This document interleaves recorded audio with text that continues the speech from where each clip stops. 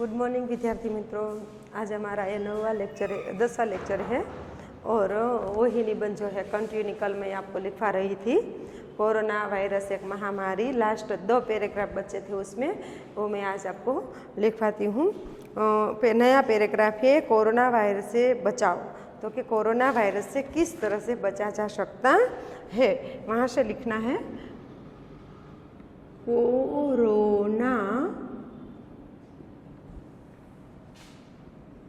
Virus, corona virus से बचाव। सावधानी अपनाना ही कोरोना वायरस से बचाव है। सावधानी अपनाना, सावधानी अपनाना, सावधानी अपनाना ही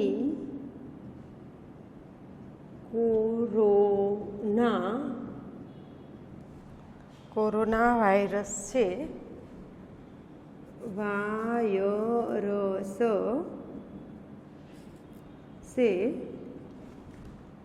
बचाव है, बचाव है। जितनी हम अपनी ओर से सावधानी रखेंगे उतना हम इस वायरस से बच सकते हैं। इसके लिए हमें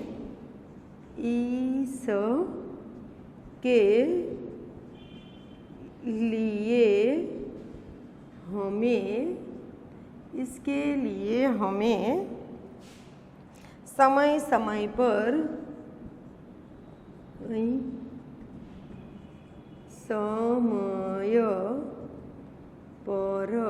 इसके लिए हमें समय समय पर हाथ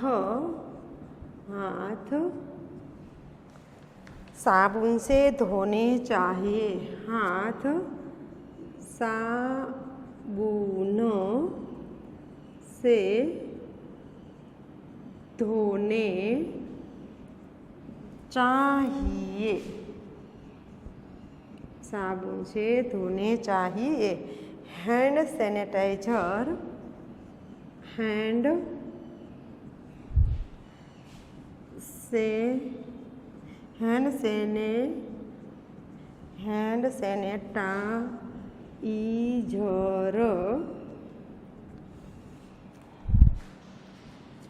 सैनिटाइजर का प्रयोग करना चाहिए, प्रयोग करना चाहिए।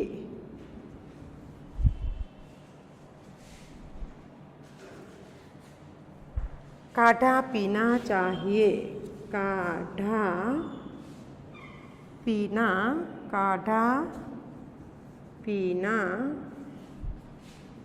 चाहिए, काढ़ा पीना चाहिए। बीमारी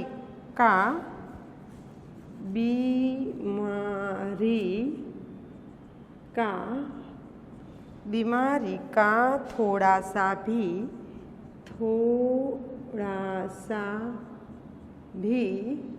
बीमारी का थोड़ा सा भी संदेह, बीमारी का थोड़ा सा भी संदेह होने पर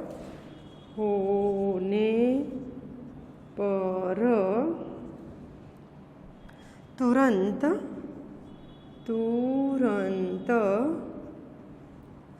डॉक्टर से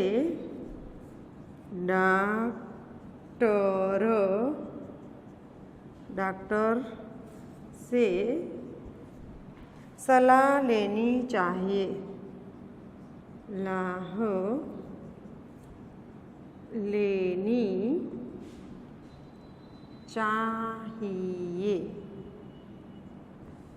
बीमारी का थोड़ा सा भी संदेह होने पर हमें क्या करना चाहिए, तो कि डॉक्टर से सलाह लेनी चाहिए, टेस्ट कराना चाहिए, टेस्ट कराना, टेस्ट कराना चाहिए, चाहिए। शरीर की, शरीर की रोग प्रतिरोधक, प्रतिरोधक, रोग प्रतिरोधक क्षमता, क्षमता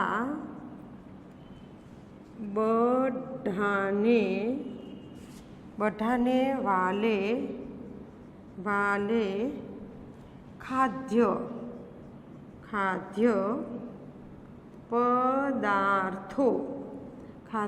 पदार्थों का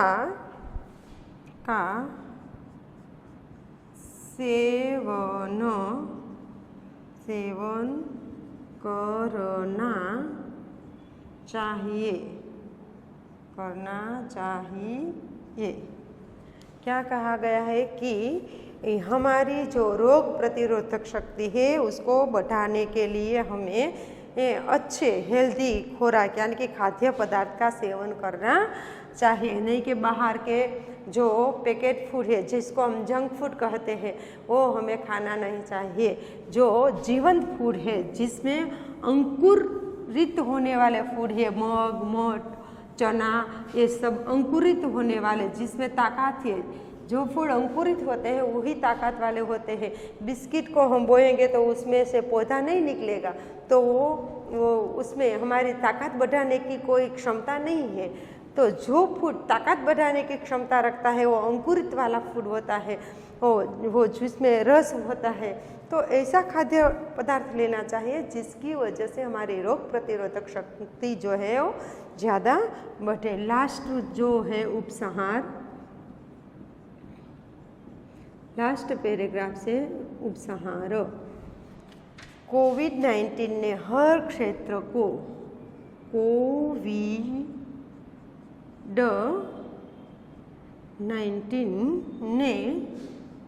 ने हर क्षेत्र, कोविड-19 ने हर क्षेत्र को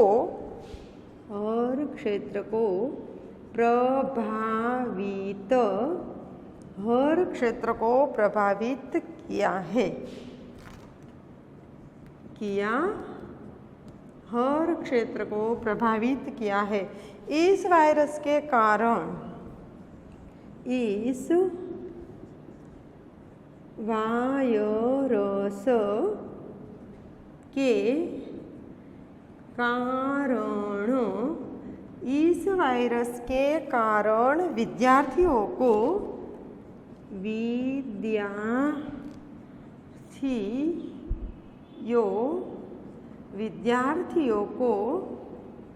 इस वायरस के कारण विद्यार्थियों को घर में रहकर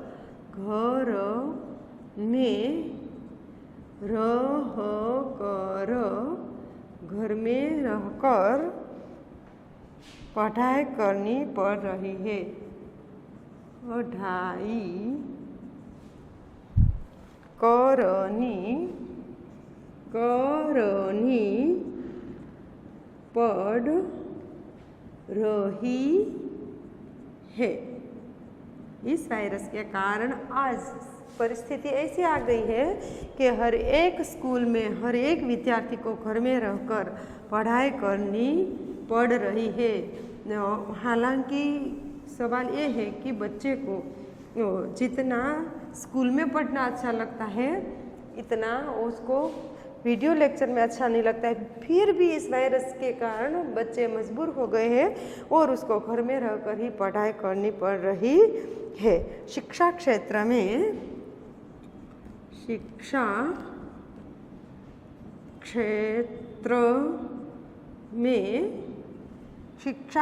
में बुरी असर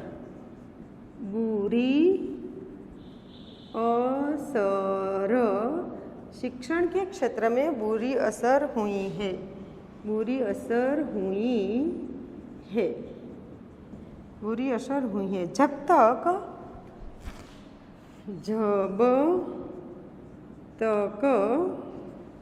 जब तक कोविड-19 की कोई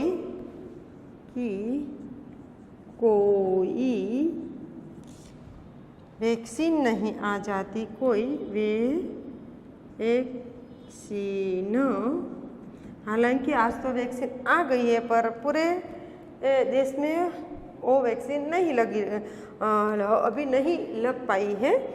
वैक्सीन नहीं आ जाती है, नहीं आ जाती है, हमें नहीं आ जाती है, हमें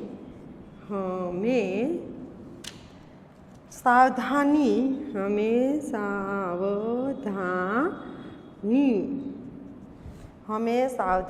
बरतनी, हमें सावधानी बरतनी होगी, हमें सावधानी बरतनी होगी। 2 गज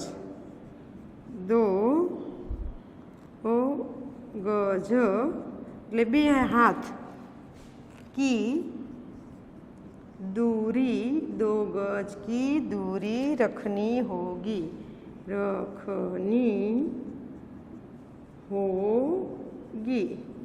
2 गज की दूरी रखनी होगी। मास्क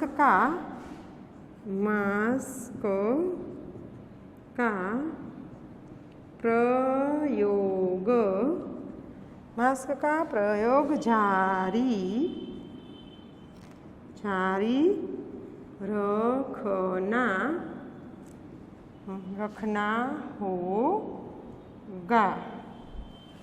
रखना होगा। अपनी रोग प्रतिरोधक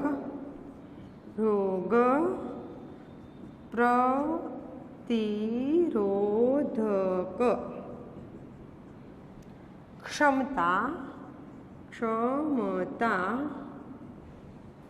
बढ़ानी होगी,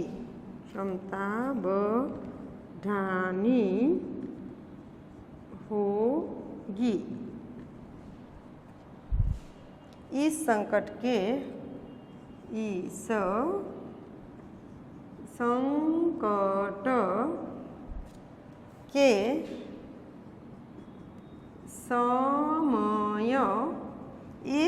के समय में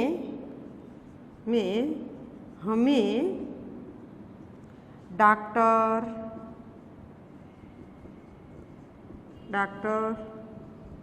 नर्स,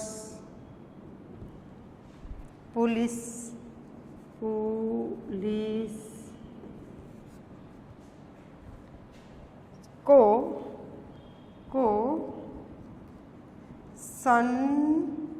को सम्मान देना होगा।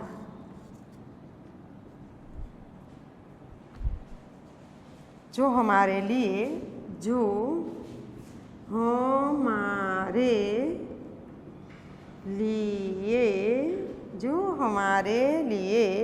हर वक्त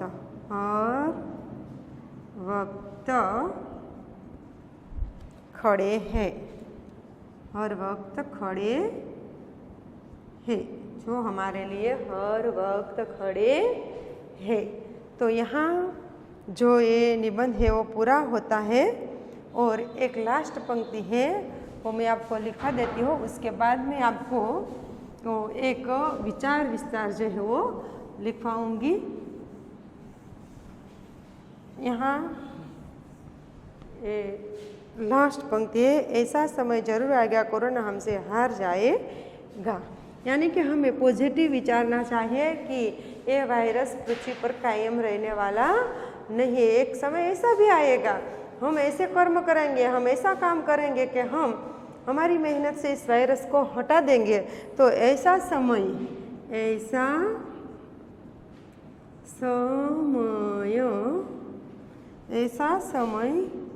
जरूर आएगा आएगा, ऐसा समय जरूर आएगा। कोरोना हमसे हार जाएगा। कोरोना हमसे हार जाएगा। तो एक पृथ्वी के ऊपर एक ऐसा भी समय आएगा कि हम इस संकट से बाहर निकल जाएंगे। इस पर इससे पहले कि ऐसे समय में हमें भयभीत नहीं होना है।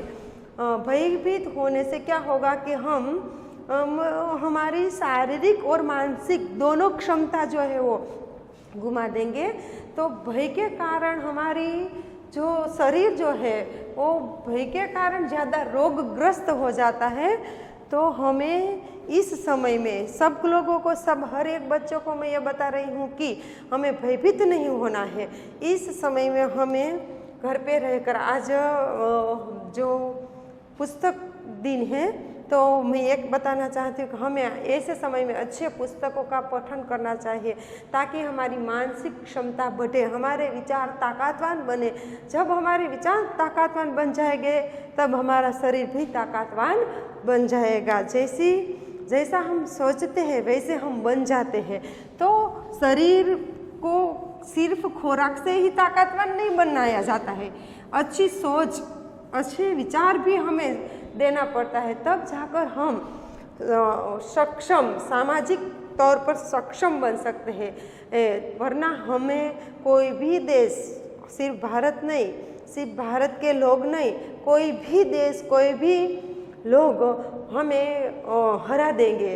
ये वायरस तो छोटा है, हमारे सामने कई संकट है, पर हम पॉजिटिवली जो विचारेंगे तो काफ़ी संकटों का सामना। आप तो अभी छोटे छोटे बच्चे हैं, आपको तो अभी पूरी दुनिया देखनी है, तो काफ़ी संकटों से आपको बाहर निकलना है। तो आपको पॉजिटिव ही सोचना चाहिए। एक विचार विस्तार मैं आपको जितना लिखवा सकूँ इतना लिखवाती हूँ। बहुत बढ़िया विचार विस्तार है कि बोया पेड़ बबूल का, आम कहाँ से खाए। मैं आपको समझा दूँ पहले कि જ્યારે આપણે એ બાવળનું બબૂલ યાની બાવળનું વૃક્ષ વાવીએ છીએ અને કેરી આવવાની આશા રાખીએ છીએ તો એમાં કેરી આવતી નથી। વિચાર વિસ્તાર છે।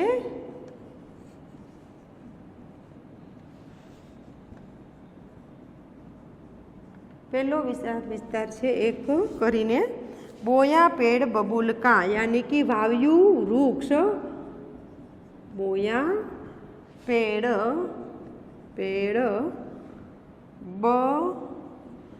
बबूल, बबूल यानी बावळ, जे आपणे दातण माटे उपयोगमां लेता, बबूल का जेमां कांटा होय छे। आम, अत्यारे केरीनी सीजन छे, यानी आम एटले केरी। आम कहाँ से खाय, आम कहाँ से खा। जो આપણે બાવળ વાવ્યો હોય અને કેરી આવવાની રાહ જોઈએ તો એ ન થાય, એ શક્ય નથી। આજથી 3 વર્ષ પહેલાં 8માના વિદ્યાર્થીઓને હું ક્લાસમાં એ જ કહેતી કે એક સમય એવો આવશે કે જ્યારે, મને ખબર નહોતી ત્યારે કે સમય આટલો નજદીક હશે એમ। હું એવું કહેતી કે બસ એમ જ હું પર્યાવરણ સાથે જોડાયેલી હતી તો બસ સરસ સરસ લેખો લખતી ને એમાંથી હું બાળકોને કહેતી કે એક સમય એવો આવશે કે પૃથ્વી ઉપર લોકો ઓક્સિજન માટે તડપતા હશે। ઓક્સિજન નહીં હોય, રીઝન તો કે હું જોતી હતી કે આપણે એટલા બધા વૃક્ષો કાપી નાખતા હતા, પ્લસ જે સૂક્ષ્મ જીવોને ખાનારા પક્ષીઓ હતા એનો બહુ મોટા પાયે નાશ થયો, વિનાશ થયો। દાખલા તરીકે કાગડાઓ છે, ચકલીઓ છે, કાબરો છે, બગલાઓ છે। આ પેસ્ટિસાઇડ્સના કારણે આવા પક્ષીઓનો ખૂબ નાશ પામ્યા છે। એક સમય હતો ગામડાની અંદર અમે ફળિયાની અંદર અમારી સાથે બગલાઓ, કાબર અને કાગડાઓ રમતા।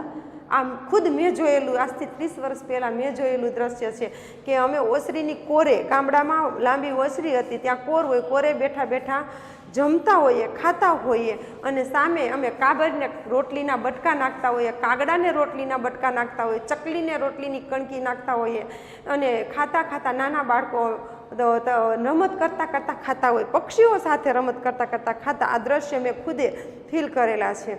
અને એ આ જ સમય છે કે છોકરા કાગડા, કાબર, ચકલા જોવા માટે ખૂબ જ શું કહેવાય કે સંગ્રહાલયોમાં જવું પડે છે ને ત્યાં એ જોવે છે. કાગડો તો એને આજે જોવા પણ મળતો નથી. આપણે એને કાગડા વિશે પિક્ચર બતાવવા પડે છે કે આને કાગડો કહેવાય, કાગડા.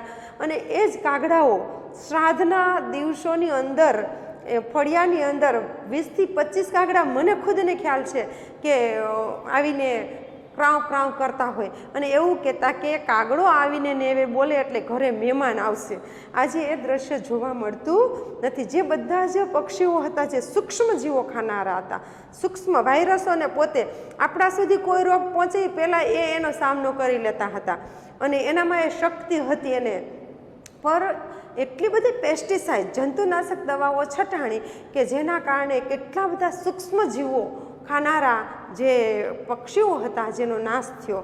અને એનું રીઝન આજે આપણે આ બધું જોઈ રહ્યા છીએ. પ્લસ કેટલા બધા વૃક્ષોનો નાશ થયો જે આપણે ખૂબ સરસ ઓક્સિજન આપતા હતા. ત્યારે હું 8માના સ્ટુડન્ટોને રોજે કહેતી કે મેં કોઈ દિવસ સુરાપુરા દાદાના મંદિરે પાણી નથી રેડ્યું. એની જગ્યાએ એક વખત દર વર્ષે અમાસ આવે ત્યારે 2 વૃક્ષો વાવી દેવાના અને આખું વર્ષ એને પાણી પાવાનું, જેથી કરીને એ કંઈક આપણને ફળ આપે, ફૂલ આપે, કંઈક આપણને આપે. આજે મારી ઘરની આસપાસ કેટલા બધા વૃક્ષો છે અને ખૂબ સરસ ઠંડક મળે છે અમને લોકોને. શું કરવાને? કારણ કે દર વર્ષે પાણી રેડવા જવાનું હોય ને એને જગ્યાએ અમે વૃક્ષો વાવતા. તો એનું એ કહેવાનો મિનિંગમાં રહે. અને બીજું કે ઘરની અંદર યજ્ઞ તો દર પૂનમને દિવસે યજ્ઞ કરતા. તો એનું રીઝન કે બાળકોને વાયરલ ઇન્ફેક્શન નથી થતું, શરદી નથી થતી, એમને તાવ નથી આવતો. એનું કારણ કે પૂનમના દિવસે ઘરમાં નાનો એવો યજ્ઞ થાય છે. તો આ બધું જ હું તો પહેલેથી કહેતી જ છોકરાઓને, નાના બાળકોને, યજ્ઞ એટલે શું? કાંઈ નહીં, નાનું એવું છાણું લઈને એની અંદર ઘી, જવ, તલ આ બધું જ હોમવાનું, જેથી વાતાવરણ આપણા ઘરનું શુદ્ધ થઈ જાય. એમાંથી ખૂબ ઓક્સિજન પણ આપણે આજે લોકોને મજબૂરીમાં કરવું પડે છે, પણ અમે લોકો શોખથી ને આનંદ માટે કરતા હતા. પણ બહુ સરસ આપણા ગુરુકુળોની પરંપરાઓ હતી જ્યાં દરરોજ સવારમાં ઉઠીને યજ્ઞ થતા હતા, ઘીનો દીવો થતો હતો, ધૂપ દીવાઓ થતા હતા. તો જેસી આપણે જેવું કર્મ કરશું, દાખલા તરીકે અમે નાના હતા ત્યારે કોઈ પેકેટ ફૂડ જ નહોતું, પડીકામાં કોઈ દિવસ ખાધેલું જ નહોતું. મને છેલ્લા 20 વર્ષ પછી આ પેકેટનો જન્મ થયો એના મને યાદ છે. તો એનું રીઝન હતું કે એવું ફૂડ નહોતું ખાધું કે જેમાં જીવ ન હોય. આપણે જે ફૂડ ખાઈએ છીએ ડેથ ફૂડ ખાઈ રહ્યા છીએ, જીવિત ફૂડ નથી ખાઈ રહ્યા, જેને કારણે આપણામાં શક્તિ, તાકાત ઘટી ગઈ છે. પહેલાંના જમાનામાં બાળકો આખો દિવસ સેઢે પાણે રખડી અને જે કાંઈ હાથમાં પાંદડાઓ, વેલાઓ, નાના નાના ડોડીઓ આવે હાથમાં એ બધું ખાતા હતા. એને કારણે એનામાં જીવંતતા હતી, એનામાં તરવરાટ હતો. તો આપણે આપણી જીવનશૈલી બદલવી પડશે. આ થોડોક સંદેશ નાનો એવો હું તમને આજે મારો આ વર્ષનો છેલ્લો લેક્ચર છે એટલે મને એમ થયું કે થોડુંક કહી દઉં. એને રિલેટેડ જ હું તમને થોડું ઘણું લખાવી રહ્યું છું. તો તમે તમારો ખાણીપીણી બદલો. આપણે આપણો ખાણીપીણી બદલવાની છે. ખાણીપીણી બદલશું તો જીવન બહુ સહજ છે, બહુ સરળ છે, બહુ આનંદદાયક છે. જેવી આપણી ખાણીપીણી બદલે છે ને તરત જ આપણા માનસિકતા પણ બદલી જાય છે, આપણા વિચારો પણ બદલી જાય છે.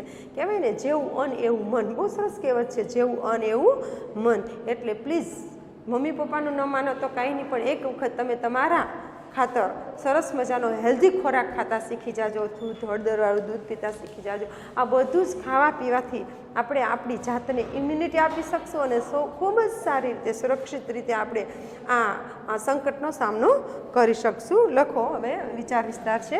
બાકી હું ઘણું બધું તમને કહેતી જ હોઉં છું, ક્લાસની અંદર ઘણું બધું કીધું હતું મેં તમને. તો આ જે છે विचार विस्तार, हम जैसा काम करेंगे वैसा ही हमें फल मिलेगा. हम जैसा काम करेंगे वैसा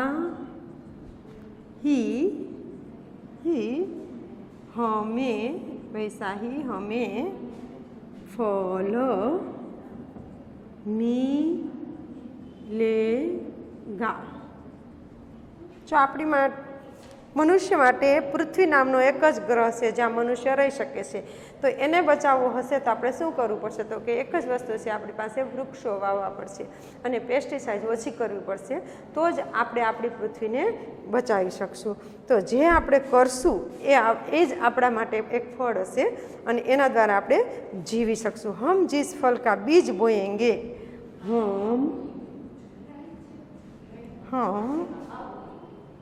हम जिस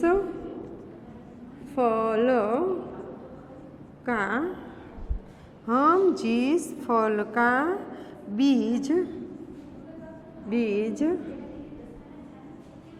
बोएंगे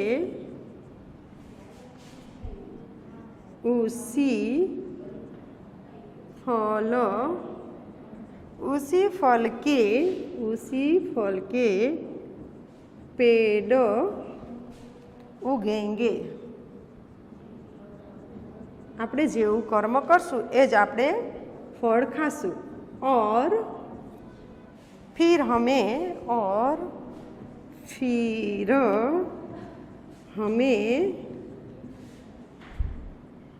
वैसे ही फल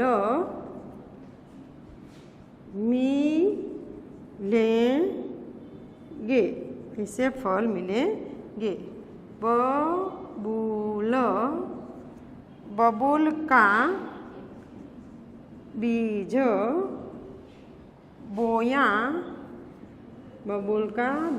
बोया है तो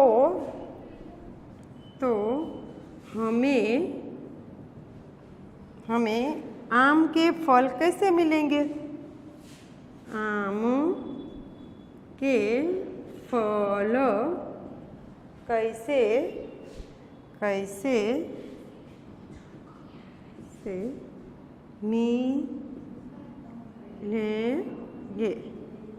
यहाँ ये विचार विस्तार मैं बाकी रखती हूँ, 2-3 लाइन बाकी रह गई है. अब जब आगे का लेक्चर आएगा तो मैं आगे आपको करवा दूँगी. Thank you.